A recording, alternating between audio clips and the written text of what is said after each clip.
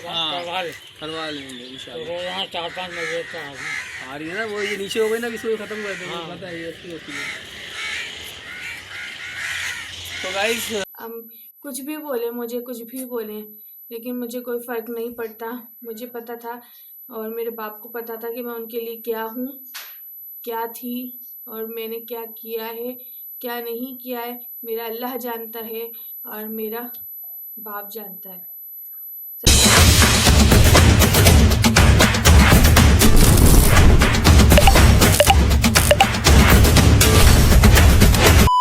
गिरना नहीं, भाई के बाद, भाई के बाद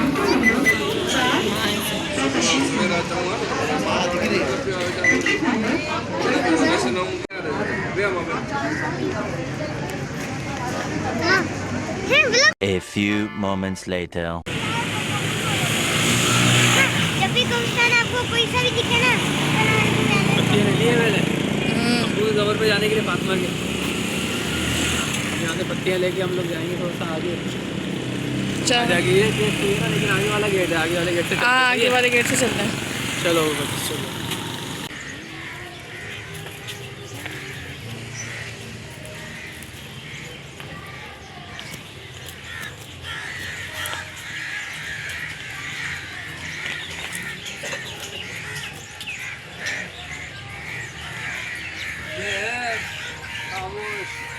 आखिरी आराम हुआ।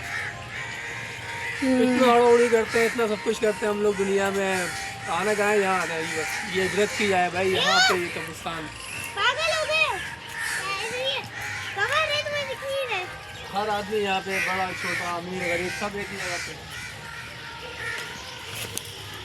हम लोग इतना गुरूर है, इतना गुरूर, इतना तकब्बुर हम लोगों को कितना है।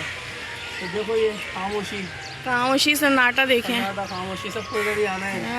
हमें भी सबको गुरूर नहीं करना चाहिए। अल्लाह से तौबा करें हम सब, अल्लाह ताला मुझे माफ़ करे।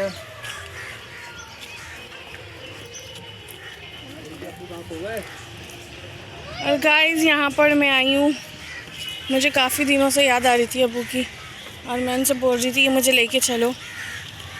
तो मैं इनसे काफ़ी टाइम से बोल रही थी कि मुझे लेके चलो, काफ़ी दिनों से मुझे बहुत याद आ रही थी। तो आज मैं आई गई हूँ, तो बस चलो दिखाती हूँ मैं अपने अब्बू की आखिरी आरामगाह। देखो तैमूर, ये भी वो चलो ये लोग फूल डालेंगे दादा की कबर पे और नाना की कबर पे। एक के दादा, एक के नाना है। एक के लिए आप पकड़ो, एक के लिए उधर जाओ, दादा की कबर फूल डालो। आप भी डालो, जाओ। ये दादा की है, आपके नाना है। और मेरे ख्याल से कोई आया था यहाँ, शायद कोई हो, पत्तियाँ पड़ी हुई है ना सूखी हुई। सब कबरों को डाल दो। फातिमा के वालिद साहब की हटो तैमूर, आखिरी आरामगाह ये है। काफ़ी नीचे हो गई है, बहुत ऊपर थी, बहुत नीचे हो गई है, बहुत। और अब इस पर मट्टी वट्टी डलेगी तो ये ऊँची होगी। गोरगन को बोलोगे तो मट्टी वट्टी डाल के बराबर करेगा, रद्दे तो लगाएगा, ऊँची हो जाएगी। देखो ना वो भी नीचे चले गए। ये सराना भी ऊपर होगा, नज़र आएगी, बंदे की बेड़ी आएगी, खत्म कर देंगे। वही तो, ये हटाओ ना इन लोग। हाँ पानी वापस डाले। कितने का गेंद दे रहे हैं भाई? यहाँ पर गाइस तैमूर जो है फातिहा पढ़ रहे हैं और अली डाल रहे हैं यहाँ पर पानी। मैं काफ़ी दिनों से बोल रही थी कि मुझे लेके चलो, देखो।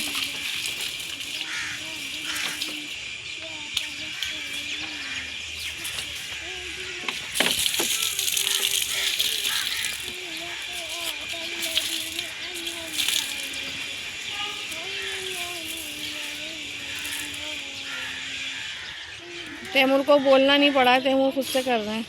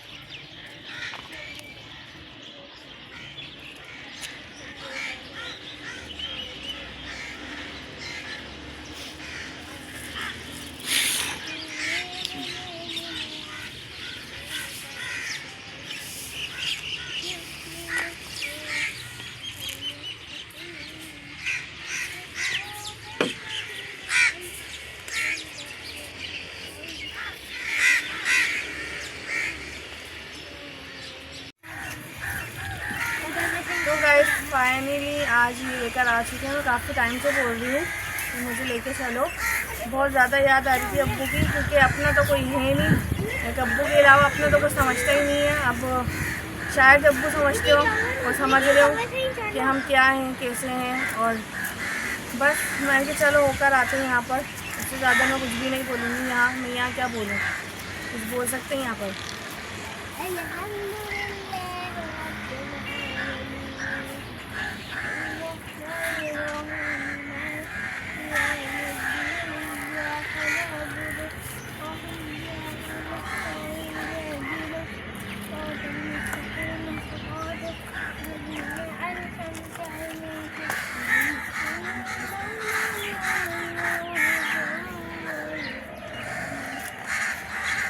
बाबा बाबा जी बोलो। कबर में चढ़ना मना है। हाँ कवर पे नहीं खड़ा बेटा, मैं साइड में खड़ा हूँ। खुद ही कुछ करवा दो कोई और पार्टी। हाँ मैं किसी को बोलूँगा मट्टी बराबर करेगा, देख के रहता रखे। थोड़ी ये हो गई है, ये ऊंची हो गई है, वो बराबर वाली ऊंची, ये नीचे बैठ गई है। बारिश होगी ना बिल्कुल ही बैठ जाएगी ये। हाँ करवा लेंगे इंशाल्लाह। यहाँ 4-5 बजे आ रही है ना वो, ये नीचे हो गई ना, किसी को खत्म कर देंगे, पता है ये ऐसी होती है। तो गाइस आपने अभी बात सुनी है कि अभी ये आहिस्ता ये नीचे हो गई है, आहिस्ता आहिस्ता ये लोग क्या करते हैं कि ख़त्म कर देते हैं। दूसरी मैयत कोई आती है तो उसको ये जगह दे देते हैं। तो इससे पहले कि ये इनके अब्बू की कब्र को ख़त्म करें हम, ये शिवरात तो है अभी, कल रात है जागने की, तो इंशाल्लाह शिवरात के बाद इनके वालिद साहब की कब्र को दोबारा से सही करवाते हैं। करवाएंगे। सराना भी बनेगा, इसका बिलाक लगेंगे, सराना बनेगा, तख्ती लगेगी दूसरी, फिर ये ऊँची होगी ताकि बराबर हो जाए इन कब्रों से। और दूसरी वजह यह है कि अगर बारिश हो गई तो इसमें बीच नहीं हो रहा, गड्ढा पूरी कब्र ही बैठ जाएगी। वही तो इंशाल्लाह ये करवाएंगे काम, इंशाल्लाह जल्दी करवाएंगे, क्योंकि वो खुद बोल रहे हैं कि ना मैयतें बहुत ज़्यादा आ तो रही बहुत हैं, ज़्यादा आ रही हैं। इस वजह से ना ये जगह खाली थी, ये बिल्कुल ना जब हम आए थे पिछली दफ़ा बिल्कुल ही खाली थी, अब बहुत ज़्यादा भर गई है, देख सकते हैं। सही करवा दो। हाँ 2 रद्दे इस पे आएंगे, सराना ऊंचा होगा, तख्ती नहीं बनेगी, तख्ती लगेगी। हाँ ठीक सही। है चले फिर, अब चलते हैं घर की तरफ। हाँ घर की तरफ चलते हैं। तो गाइस यहाँ पर अभी हम आए हैं इनके अब्बू की कब्र पे, क्योंकि वो जो था ना वो कौन था, वो वाला कोना था, उधर से हम आए थे। ये वाला ये कौन है। अब हम पूरा घूम के यहाँ पे आए हैं। पूरा यहाँ पे फूल पत्तियाँ मिल रही है, पत्तियाँ वहाँ मिल रही हैं। अब क्या करें, मजबूरी है, आ जाए। हाँ ब्लैक ब्लैक टाइल्स वाली। तो ये असल में हम आवाज़ बता दो ना, उसने शीशे वीशे रख दिए इसके ऊपर। अरे इसको एडवांस किए, वही तो ये देखें। रखे हैं सारे यहाँ पे। गाइस अस्सलाम वालेकुम, welcome back to my new vlog में खुश आमदीद। जहाँ रहे खुश रहे आबाद रहे। आज मेरा जो इस्लाम में जो इंट्रो है, जो मैंने इस्लाम किया है, इतना सैड फील क्यों है, मैं इतनी उदास क्यों हूँ, आज वो एनर्जी क्यों नहीं है मेरे इस्लाम में। तो मैं बहुत ज़्यादा बहुत दिनों से बहुत ना मेरा दिल उदास हो रहा था। बस क्या बोलूँ, मुझे कुछ समझ में नहीं आ रहा है। यहाँ अम्मी पास नहीं है, अब्बू भी बहुत दूर जा चुके हैं, तो मैं अपने दिल का हाल किसको सुनाऊँ, कैसे सुनाऊँ, मुझे नहीं समझ में आता। तो मैं काफ़ी दिनों से इनसे बहुत दिनों से मैं बोल रही थी कि मुझे अब्बू से मिलवाने के लिए लेके जाओ। तो आज मैं गई थी अब्बू से मिलने के लिए। तो वो जगह, वो मुकाम ऐसा है गाइस कि वहाँ पर आप कुछ बोल नहीं सकते, कुछ शिकायत नहीं कर सकते। बस जो बात दिल में होती है आप वो दिल से ही बयान कर सकते हैं, आप ज़ुबान से नहीं कर सकते। वो जगह ऐसी है।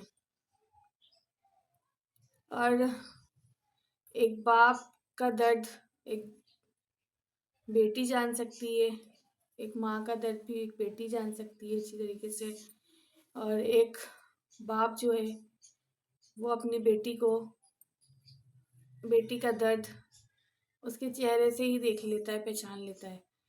तो जब भी मैं परेशान हुआ करती थी ना, तो मेरा अब्बू, मैं भले नहीं बताती थी उनको, मैं बता ही नहीं पाती थी ना, मैं उनसे कभी कोई बात बताती थी, तो वो मेरा चेहरा देख के पहचान लेते थे कि बेटा कुछ हुआ है, परेशान है। नहीं अब्बू, नहीं परेशान है, मुझसे छुपा रही है। नहीं अब्बू, ऐसा कुछ भी नहीं है। नहीं मुझे बता, नहीं अब्बू कुछ कोई बात नहीं है, ऐसा कुछ भी नहीं है।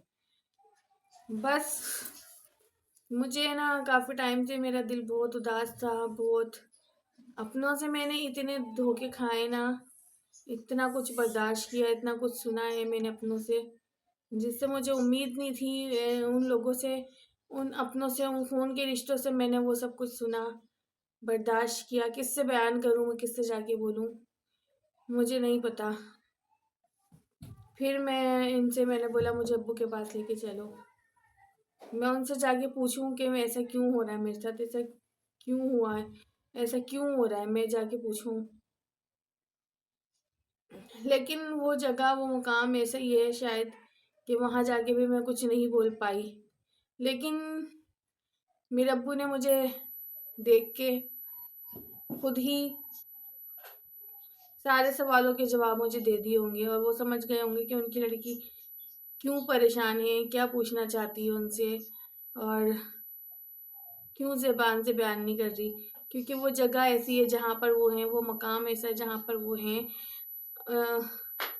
वो इबरत की जगह है, जो हमारा असल घर है, जहाँ हम सबको जाना है, वो हमारा ठिकाना है। लोग मकान, घर, दौलत, पैसा, तेरा मेरा, ये सब जो कर रहे हैं ना, तो वहाँ जाके उस जगह पर, उस मकाम पे जाके सोचो कि वो जो आजकल जो तुम लोग तेरा मेरा, घर, मकान, दौलत, पैसा कर रहे हो ना, कुछ भी नहीं है।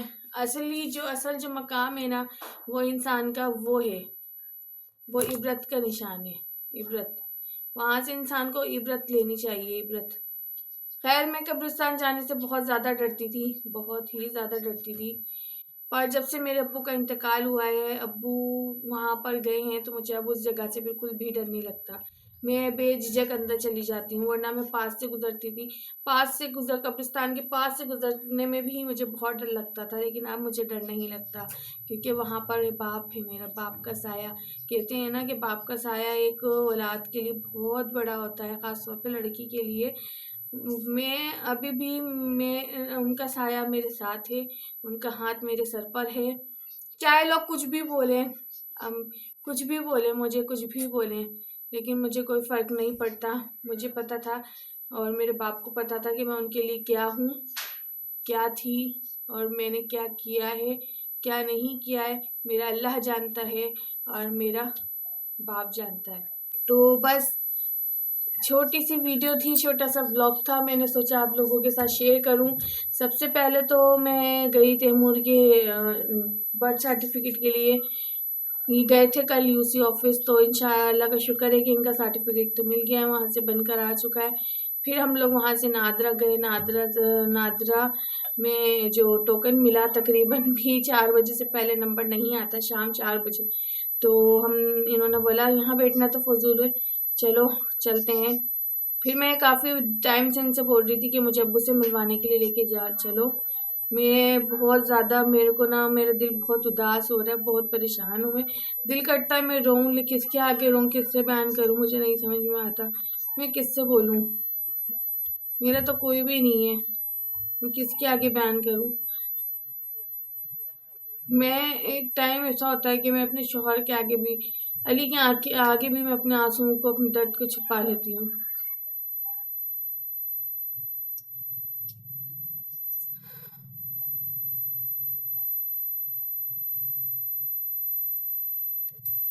बस क्या बोल सकते हैं, किसी ने नहीं समझा मुझे, किसी ने नहीं, मेरे अपनों ने मुझे नहीं समझा। मेरे अपनों ने मुझे खुद दूर कर दिया अपने से, सारे हक छीन लिए मुझसे मेरे। मैं पूछने गई थी अब्बू से, बताओ कि मेरी क्या गलती है। मैंने अच्छा शुरू से लेकर अब तक अच्छा किया, अच्छा करते आई हूँ, भलाई करते आई हूँ, समझती आई हूँ अपनों को, अपनों के दर्द को, तकलीफ़ को समझती आई हूँ। वो गलती है मेरी क्या? वो गलती थी मेरी कि मैंने अपने अपने आप को नहीं देखा, अपनी ज़ात को नहीं देखा, अपने अपनों के लिए मैंने वक्त बहुत बर्बाद किया है, बहुत अपनों के लिए बहुत बर्बाद किया है वक्त। लेकिन बस अब मैं थक गई हूँ, अब मैं बहुत थक गई हूँ। मुझ पे बहुत ही ज़्यादा ऐसे ऐसे इल्ज़ाम लगाए गए हैं अपनों से। मैं नाम तो नहीं लेना चाहूँगी, खैर।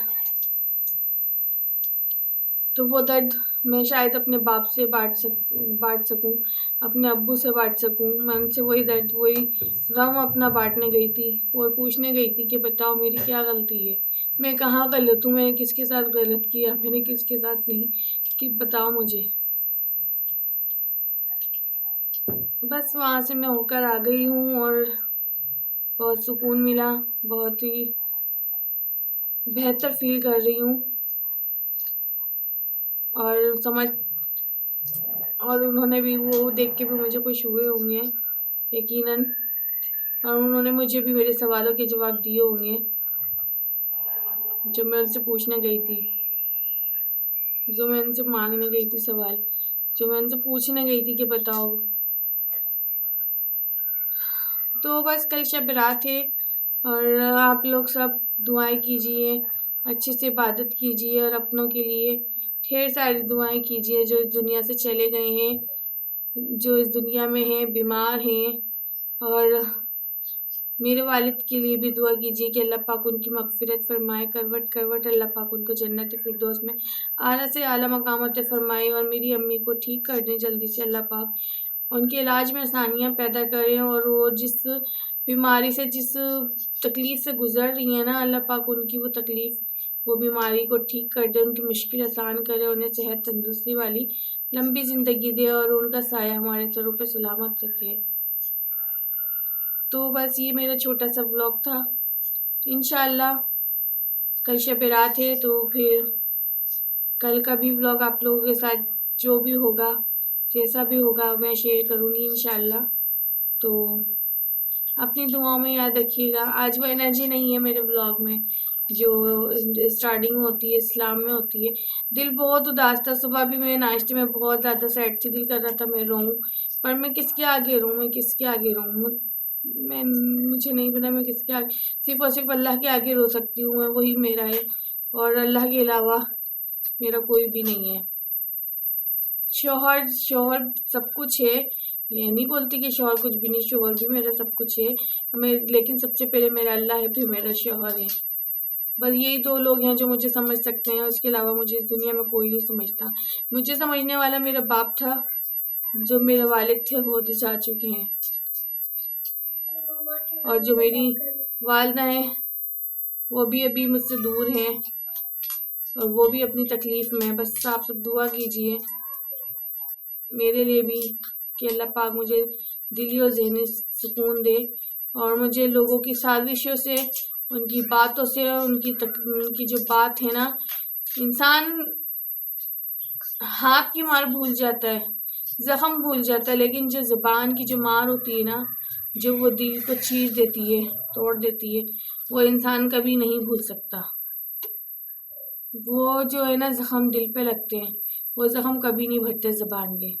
तो बस आप सब दुआ कीजिए और मेरे ब्लॉग पे जाके हो सके तो प्यार दीजिए और अपनी दुआ में हमें याद रखिए। इंशाअल्लाह फिर मिलेंगे अगले ब्लॉग के साथ। अल्लाह हाफ़िज़।